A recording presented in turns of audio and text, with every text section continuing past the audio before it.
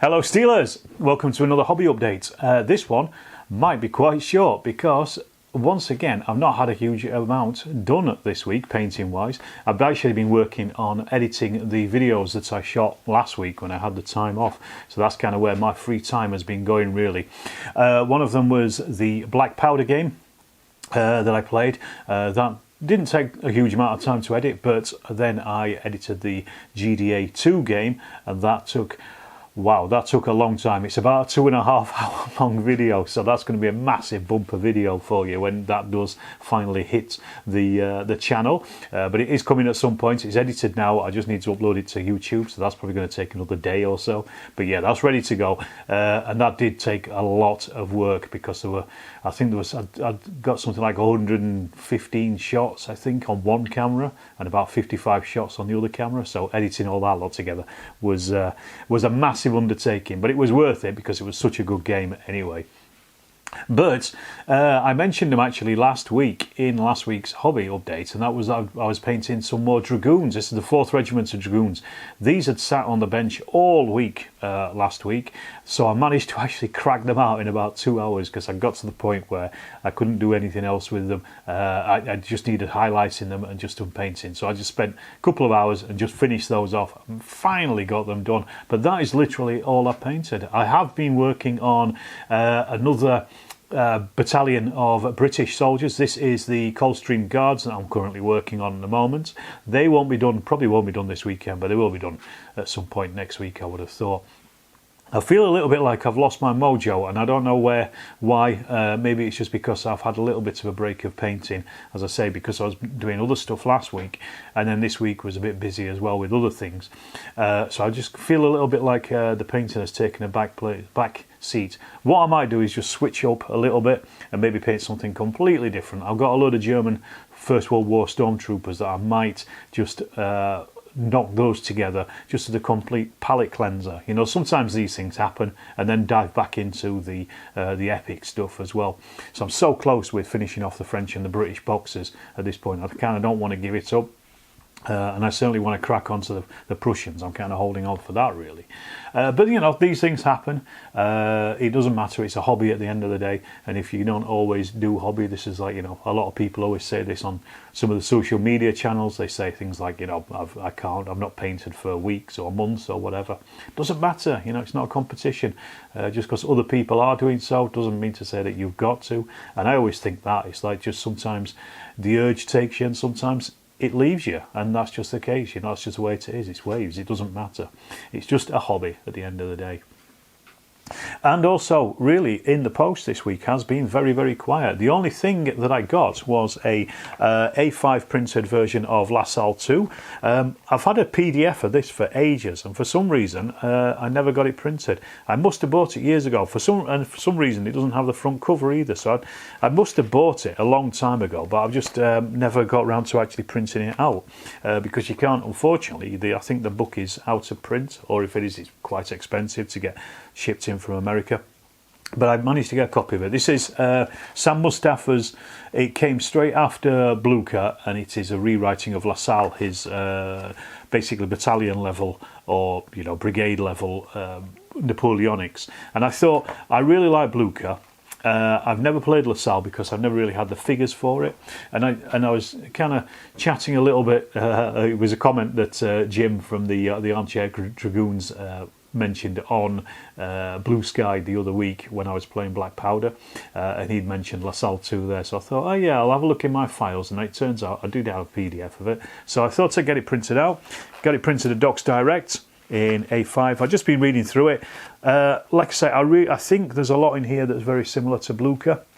Probably a little bit more granular than Blucher is, but because I've got a lot of battalions, it's going to be quite easy to be able to basically put a game of that together using the epic Black Powder stuff as well. So that might be something that might come up on the channel at some point in the future. Obviously, got to read it first, but it looks like it's going to be an interesting little game. And then speaking of playing, I didn't actually get the Through the Mud and the Blood game played last week. Again, I kind of ran out of steam on the Friday after I'd recorded my hobby updates, and I I kind of, I got to a point where I just thought, no, you know, why push yourself? I've already got quite a few game videos out. I don't need another one, so I'm just going to leave it for a bit. I'm actually thinking about recording it this weekend instead, just with a bit of leisurely time that I've got.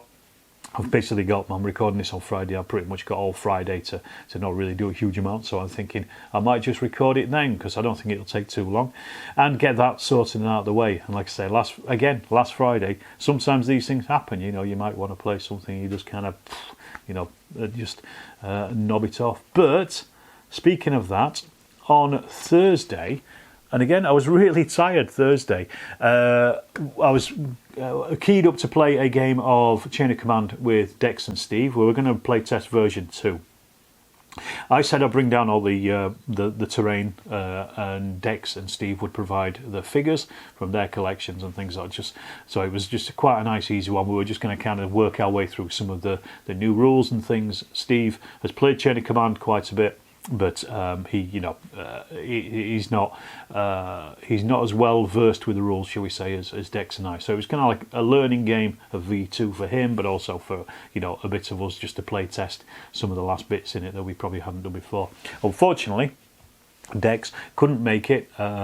He gave us about half an hour notice before, but at least he gave us notice. Work came up, so he just couldn't make it down.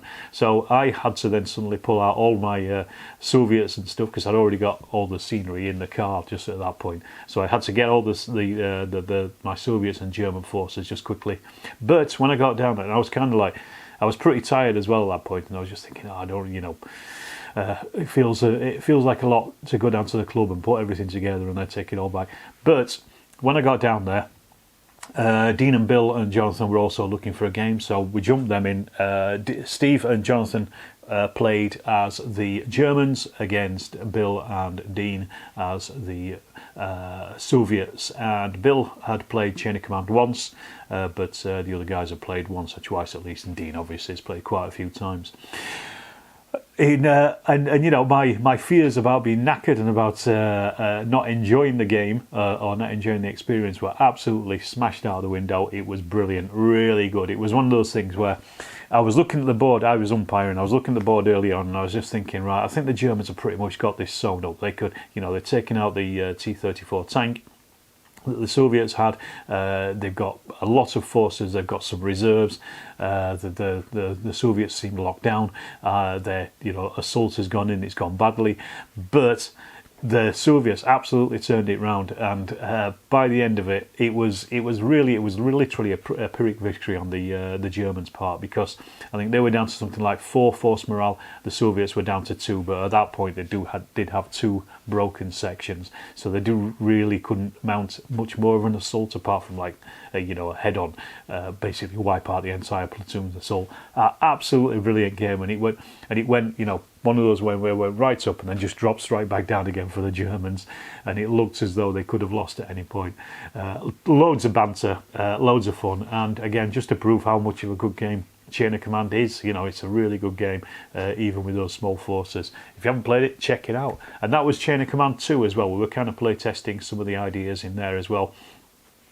And again, I miss Dex being down there, because I think he's probably read the rules a little more recently than I have, and I couldn't remember everything, but I did have the QRS sheets that John Savage had made for the playtesting group, and I was just kind of playing off those. So I think there was a few changes, but not a huge amount, but it was still brilliant, and I was really chuffed to have gone down and actually, you know, had that much fun down there. Always a fun game.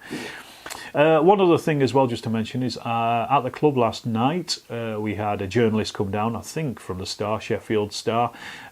He said that he did an interview with me and a couple of other people like Bart and stuff at the club, just to talk about wargaming and what we do, and he filmed my table, and I'm sure he filmed plenty of others as well. But I'm not sure when that'll be out. When it is out, I'll put a link to it either in the community tab here on the channel or on the Facebook page or on Blue Sky. I'll shove it out on all my social media, so you'll see that as well. Hopefully I didn't come across too much of a dick in the interview, but yeah, that was an interesting little thing to have, and it really showed last night at the club. We had a massive turnout of people as well, which was great to see. Nice, healthy, thriving club there. The other thing as well was last weekend I went over to Vapnartak. By now you will have seen the Vapnartak show report. It was quite a short one, and I didn't do any interviews, simply because everybody who was playing games were very busy playing games and things, so I didn't want to, you know, interrupt people doing stuff. But I also found as well, this year it was very, very quiet on the vendor and the games point of view. Now, normally at the show itself, there is an area that is like a corridor, and it's actually packed on both sides with vendors. This time it wasn't. There was maybe, you know, one or two on one side and a line on the other side. Also in the main hall as well, it was noticeable that some of the big vendors just weren't there. Some had moved around, like Crippin Beast had moved to another part of the hall. But there were people like Early War Miniatures. Now, I did speak to Ken at the Yorkshire Gamer. He said that Paul from Early War Miniatures was just missing this year. There was nothing untoward about it. I think they just couldn't make it for whatever reason. But there was obviously Magister Militum weren't there. And they were, you know, they're a huge trader. There was a couple others as well. Irregular, I think, weren't there as well, which are another pretty big trader and local. And I was chatting to somebody else as well, and they were saying that they was one of the traders, and they were saying that there was, I think, 12 traders dropped out, but only 4 new ones had stepped up to take up places, and you could really tell. And it also felt a little bit like that as well with the games. It felt as though there was probably a good third of games and tables missing from what there usually is.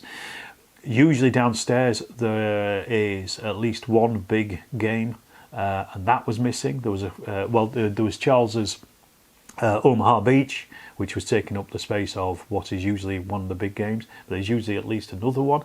The Lance and Longbow guys have been moved up as well, so the area in front of where they normally were was pretty empty as well. There were still traders, but, you know, there was a big gap there for games. And it was just, I don't know, it just seemed a lot quieter. I don't know if you went.